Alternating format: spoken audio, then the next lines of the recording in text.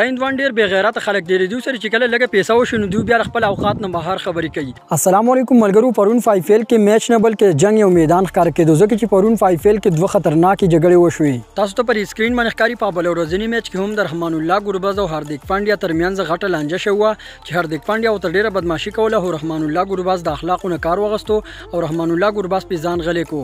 خو په پرونی میچ کې د ویرات کوهلی او نوین الحق ترمنځ یو غټه لانجه جوړه شوه چې د دې نور غټه جګړه هم جوړېدې شوه. نورو لوبغاړو د نوین الحق او د ویرات کوهلی خلاصون نه وکړي نو ویرات کوهلی او نوین الحق په یو بل باندې گزارای هم کړی وي. په پرونی میچ کې ویرات کوهلی د امپایر څخه هم ډیر چیل چال وکړو خو بیا نوین الحق ته هم بدمعشي وکړه چې نوین الحق ته بیرته خبرو جواب ورکړو. تاسو په خیال پرونی میچ کې چې نوین الحق او ویرات کوهلی ترمنځ کوم جګړه شوې ده دا ګناه د ویرات کوهلی ده یا د نوین الحق؟ که تاسو وګورئ نو اول بدمعشي ته ویرات کوهلی وکړه خو نوین الحق ته هم بیرته زبردست خوله ماتونکې جواب ورکړو. په دې کې زیاته ګناه ویرات کوهلی رزق چې نوین الحق فایفیل کې یو ملمره ک نوین الحق ته بدمعشي هم کړی خو ویرات کوهلی ته پکارو چې ځان یې غلې کړی وي خو بیا هم ویرات کوهلی بدمعشي هم وکړه خو نوین الحق ته بیرته زبردست جواب ورکړو. کدا چرته د سریلانکا بنگلاديش لوبغاړی وي نو ویرات کوهلی ته بیرته جواب نشو ورکولی. نوین الحق دا یو زبردست کار وکړو چې د دومره کراوډ د مخې ویرات کوهلی ته بیرته جواب ورکړو. ځینې کسان وایي ویرات کوهلی یو سینیئر لوبغاړی دی وایي نوین الحق ته نو پکار چې بیرته جواب ورکړي. زه هم دا ډیر زبردست کار وکړو ځکه چې نوین الحق هم په آی پی ایل کې یو ملمر نو قادر یې کول پکارو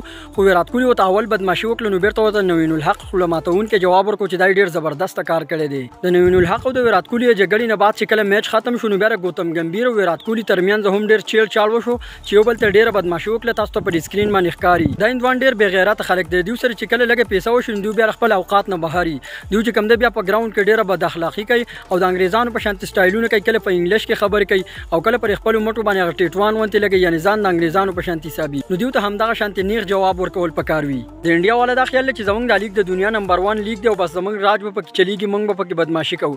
زما خپل دا خیال چې په یو لوبغاړي کې ټیلنټ وي نو بیا د دنیا په هر لیګ کې غستل کیږي اکه په کې بدمعشي کوي که هر څه کوي خو د هندوانو ته همدغه شانتي نیغ جواب ورکول پکار دي دوی بیا برابر وي. وسی شکاپ ته مکمل خطر ده واغم د انډیا کرکټ بورډ د واجی انډیا والا غواړي چې همیشه لپاره زمونږ په کرکټ کې راج وي او زمونږ خبره پکې چلیږي هدا سي به هیڅ کله هم نه کیږي. اوس هم زیات د افغانستان مرګري د ویرات کوهلی په ډاله دي خو یقین وکړئ د هندوان هیڅ کله هم زمونږ د مسلمانانو په کار باندې نشي راتله دی همیشه لپاره مسلمانانو ته نقصان رسوي. نو چې داسې څه واقعیا راځي نو همیشه لپاره خپل لوبغاړي سپورټ کوی کله پاکستان وي کله افغانستان وي. د نوین الحق او د ویرات کوهلی جګړې په حق له تاسو نظر لرئ خپل نظر زما سره ضروري شیر کړئ. ملاویږو بلې ویډیو کې د الله فامان.